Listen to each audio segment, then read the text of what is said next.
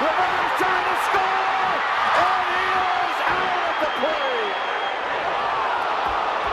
Welcome to Watch Mojo, and today we're counting down our picks for the top 10 athletes who ruined their careers in one play. Marshall is running the wrong way, and he's running it into the end zone the wrong way, thinks he scored a touchdown, he has scored a safety.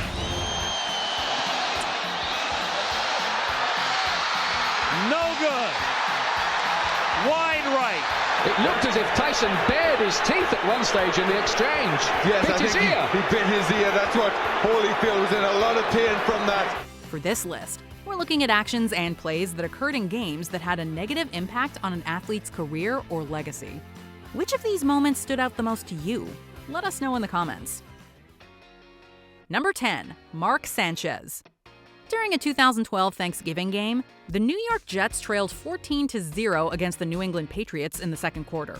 Jets quarterback Mark Sanchez seemed to be confused with what play they were running, and in desperation ran straight into the butt of fellow teammate Brandon Moore, fumbling the ball. And then Sanchez gets hit, the ball is loose, and it's alive, and then going into the end zone is Steve Gregory, who's had an interception, 2 fumble recoveries, and a touchdown. Gosh. The Patriots would not only recover the ball, but score in the process. Mark Sanchez not expecting it, and it was the backside of Brandon Moore that knocked the ball out. A quarterback who was once meant to herald a new era and bring an end to the Jets' misery, the butt fumble spelled the beginning of the end for Mark Sanchez's career.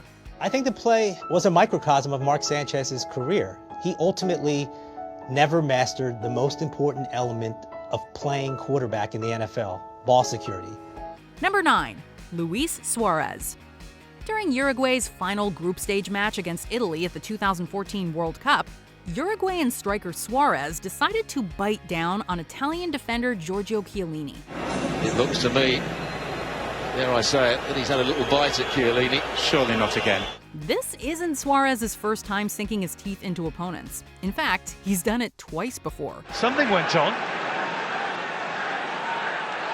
And Suarez does. He does exactly that. Although he wasn't reprimanded during the game, FIFA later banned him from 9 international games, as well as all football for 4 months, and fined him a total of 100,000 Swiss francs. The player Luis Suárez is banned from taking part in any kind of football-related activity, administrative, sport, or any other, for a period of 4 months in accordance with Article 22 of the FIFA Disciplinary Code. Interestingly enough, before the tournament, Suárez insisted he'd sworn off those antics and didn't deserve his bad boy image. Well, this incident would not only prove that he does deserve it, but has earned it for life, in turn casting a dark shadow over his career.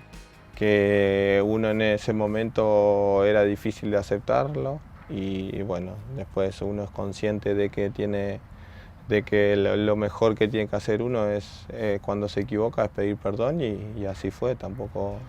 Number 8, Nick Anderson.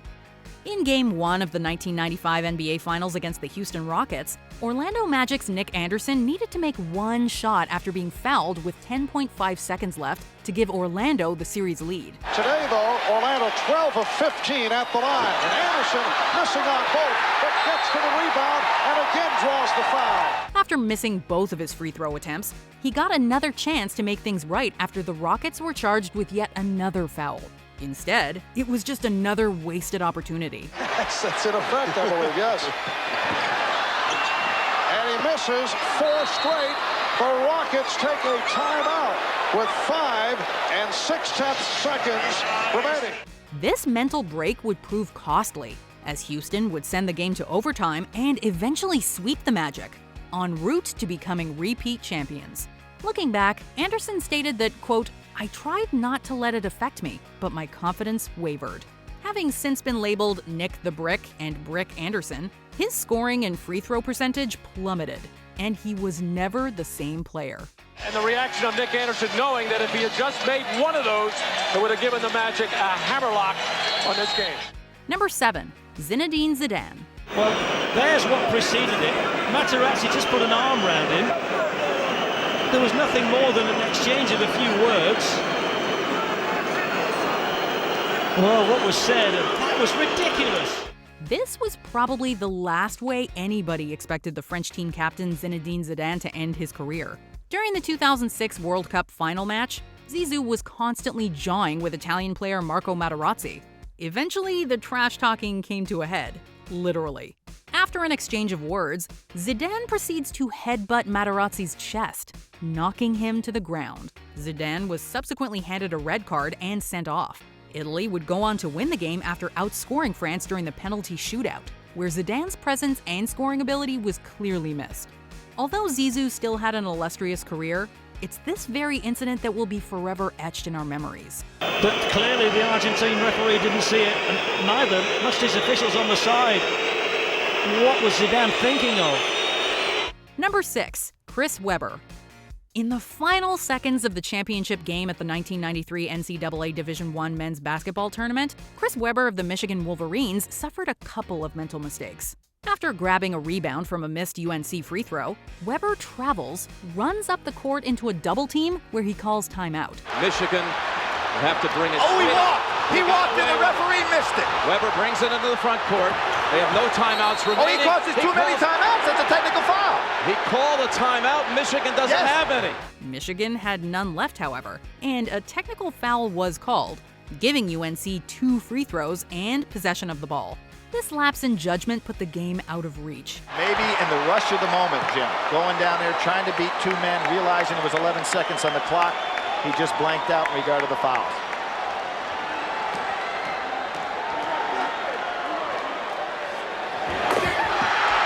While the blunder is still brought up, it didn't have a lasting impact on Webber's NBA career, as he would declare for the 1993 draft a few weeks later, where he was picked first overall and played nearly 15 seasons. Number 5. J.R. Smith. When you're facing one of the most dominant NBA teams of the decade, make sure you know the score. Unfortunately, that wasn't the case for J.R. Smith in Game 1 of the 2018 NBA Finals against the Golden State Warriors. After grabbing the rebound from a missed free throw, J.R. gave the Cavs a chance to win. Hill misses. Rebound goes to the Cavs. J.R. Smith brings it back out. Throws it to Hill. Hill shot blocked. And we'll go to overtime. Instead, Smith ran out the clock, much to the chagrin of a visibly frustrated LeBron James, before realizing the game was still tied. The Warriors would later not only beat the Cavaliers in overtime, but went on to sweep the entire series. To this day, many consider this blunder one of the worst gaffes in NBA history. You talk about asleep at the wheel. I got to tell you something right now. That is as inexcusable of a mistake as you can possibly make. Don't feel too bad, though. Smith did win a championship with the Cavs back in 2016 and is also fresh off another with the Los Angeles Lakers. And that's it. It's over. This historic 2020 NBA championship belongs to the Los Angeles Lakers. The Lakers conquer the bubble, and banner number 17 will soon hang in the rafters. Number 4. Bill Buckner. In 22 Major League seasons, Buckner had more than 2,700 hits. He won a batting title. But in most minds, his career was reduced to one moment behind the bag at Shea Stadium. If you ever hear someone say you Bucknered it, it is not a compliment. With the game tied during the 1986 World Series, the Red Sox were 1 out away from ending the 10th inning. Mets batter Mookie Wilson hit the ball straight up the first baseline and it rolled past Buckner's glove, resulting in a Boston loss. Little roller up along first, behind the bag. It gets through Buckner. Here comes Knight and the Mets win it. This forced a Game 7, which the Mets would go on to win. Although it was no guarantee the Sox would have won the World Series had Buckner not misplayed the ball, the iconic moment added to the curse of the Bambino and extended Boston's championship drought another 18 years until 2004. Fans at the time went so far as to send Buckner death threats, believing he cost them the title. Hopefully it's Bill Buckner in the 86 World Series, but he was a pretty good player. Leave it at that. Number 3. Roberto Baggio. It's no easy feat making a penalty kick, but when you're premier Italian soccer player Roberto Baggio, you have to find the back of the net.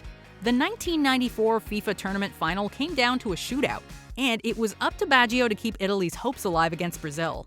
All he had to do was make one shot.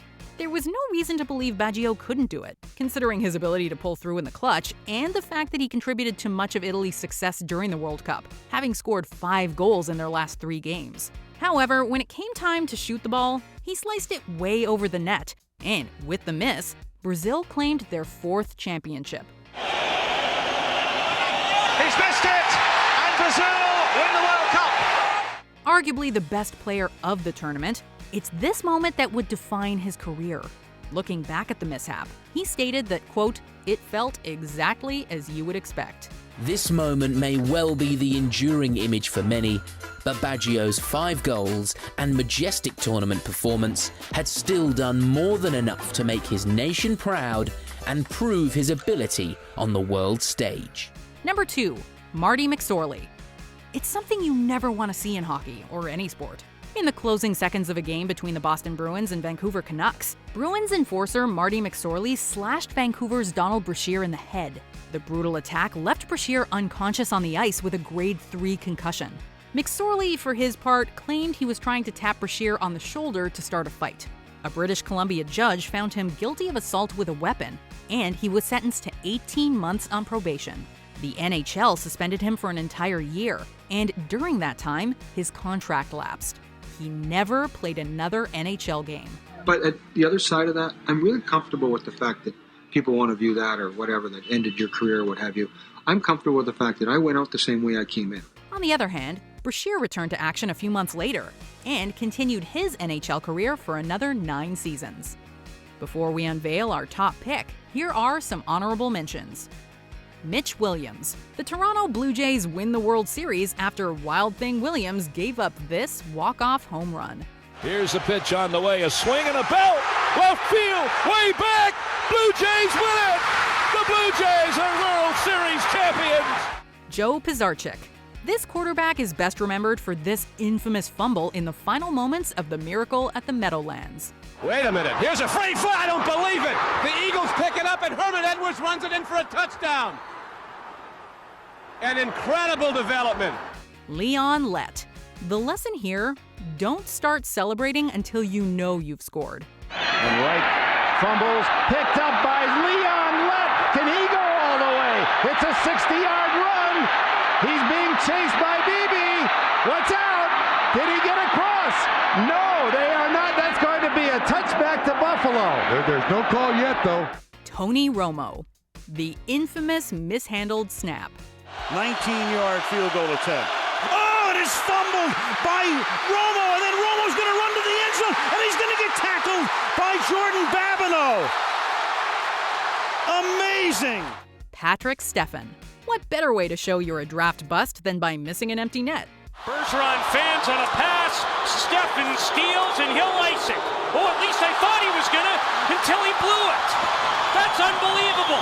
Here come the Oilers the other way, and Hemsky's loose. Hemsky, he scored! Can you believe what we just saw? Before we continue, be sure to subscribe to our channel and ring the bell to get notified about our latest videos. You have the option to be notified for occasional videos or all of them. If you're on your phone, make sure you go into your settings and switch on notifications. Number 1, Todd Bertuzzi. Tensions were high when the Vancouver Canucks faced off against the Colorado Avalanche on March 8, 2004. The Canucks targeted Avs player Steve Moore for a questionable hit on their captain Marcus Naslund that went unpenalized. In the third period, Canucks forward Todd Bertuzzi sucker punched Moore and pushed him to the ice, and a bench-clearing brawl erupted. Grabs his shoulder, having a little chat with him, grabs his sweater, gives him a whack, and piling on is Andrei Nikolic, and everybody's into it. Now we get a line brawl. Moore was left seriously injured with 3 fractured vertebrae and a concussion. And he wanted to send him a message, but I don't think this is the message Bertuzzi wanted to send him. No. The injuries were so severe that Moore would never play again. Steve, I just want to apologize for what happened out there. That I had no intention on hurting you, and I feel awful for it. Although Bertuzzi would return to the game after multiple court hearings, suspensions, and fines, any attempt at a comeback was simply out of reach.